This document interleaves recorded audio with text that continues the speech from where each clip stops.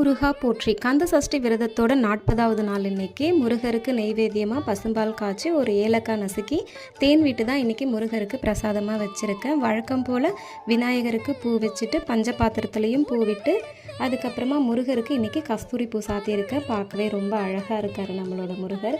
அதுக்கப்புறமா முருகர் பக்கத்தில் எப்போவுமே ஒரு அகல் விளக்கில் விபூதி கொட்டி வச்சுருவேன். எப்பவும் போல் நெய் விட்டு தீபம் ஏற்றியாச்சு.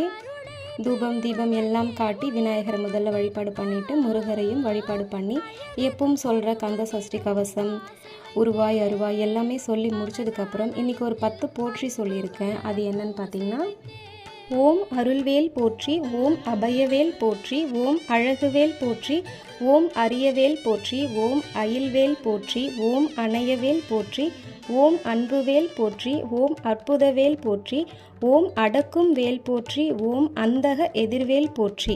ஓம் முருகா.